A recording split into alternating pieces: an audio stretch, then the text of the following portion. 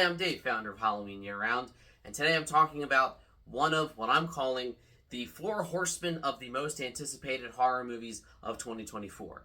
Longlegs, with the other three being Maxine, Terrifier 3, and Nosferatu. Of the four, Longlegs is the only one that is not a sequel or a remake, and it's the only one that I just saw it last night, and it's going to take me a long time to get it out of my head, but that's a good thing. Is it scary being a lady FBI agent? Yeah. Because you are the dark. Waiting. I'm going to keep this review as spoiler-free as possible, which means I can't talk a whole lot about the plot other than, like, the very basic premise of, like, it's a serial killer named Longlegs. I will be doing a more in-depth spoiler review discussion later in a few days after we give everybody a chance to see it. So this is going to be entirely spoiler-free. First and foremost, I want to give a huge shout-out to the Philadelphia Film Center. It's where I saw the movie the night before it came out. It was a special early screening. They were one of the only theaters, only a few theaters in the country got a 35mm film print of the movie. And it looked amazing. It felt like the movie set in the 90s, and it felt like being transported back and like seeing that displayed on the screen, that organic film look that you don't get with digital. It looked beautiful. It's a really cool theater. I'll put a link in the description to their site. I'm from the Philly area. I'd never actually been there before, but it was a really cool theater. They do a lot of like educational programs. They have a director of education that goes around to schools in and around Philly, teaching kids how to make short films. So they don't just show movies, they help usher in the next generation of filmmakers. So really, really cool organization. Definitely check it out. And if you're in the Philly area, go to their theater. Go see something. I had a really good time going there, and I will definitely be back.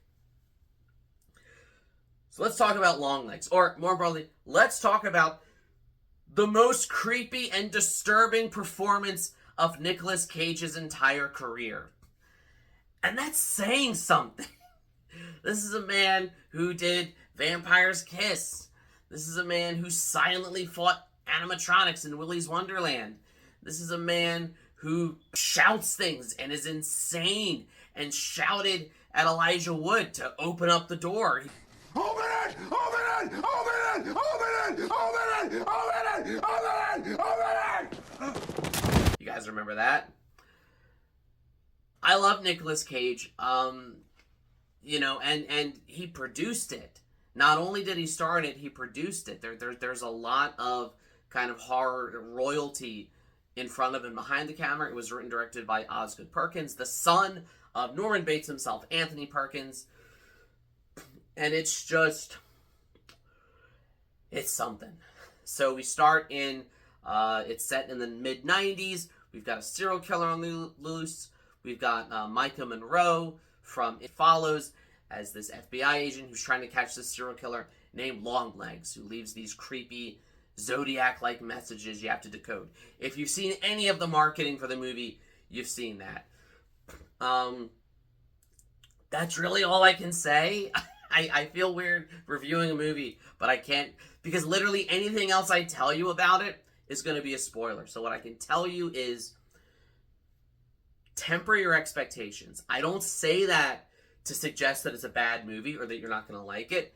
I say that because the marketing and the hype around Longlegs has been so insane, so over the top.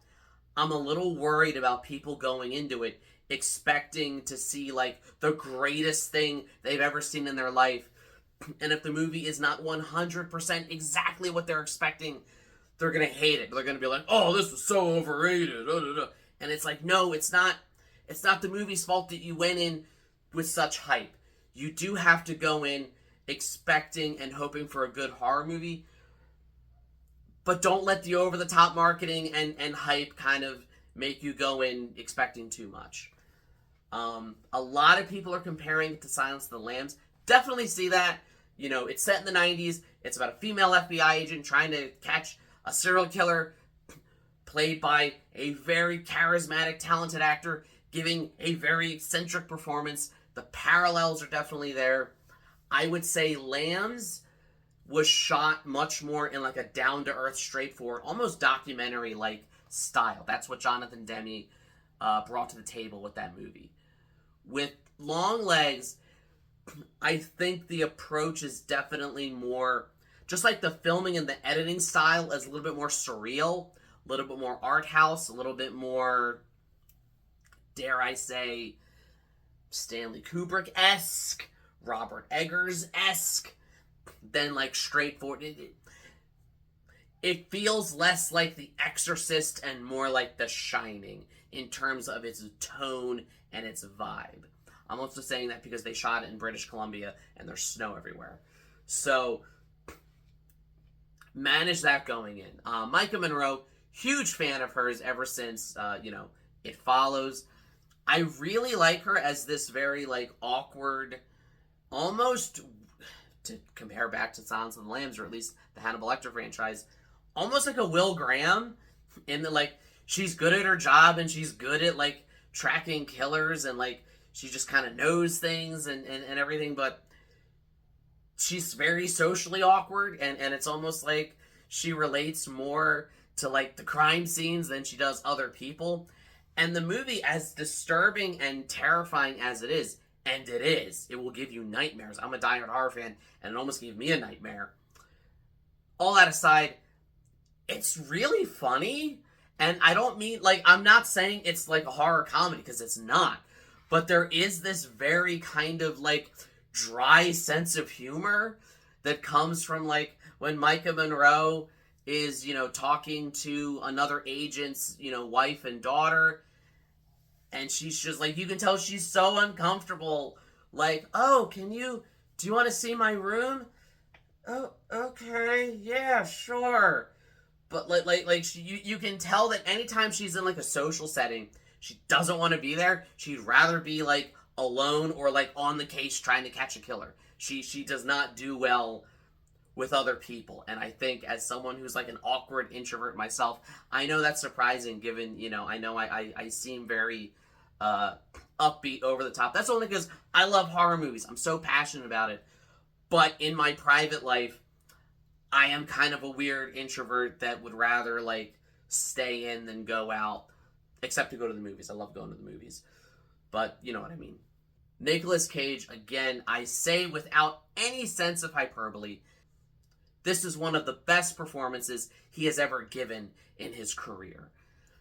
If I didn't know that he was in it already, and the only reason I knew it was because his name's on the poster, he's not featured in any of the trailers or the marketing, other than that phone number you can dial. But I didn't even dial that. Not because I was scared to, because I didn't want any of it spoiled for me. So go in as blind as you can, like I did.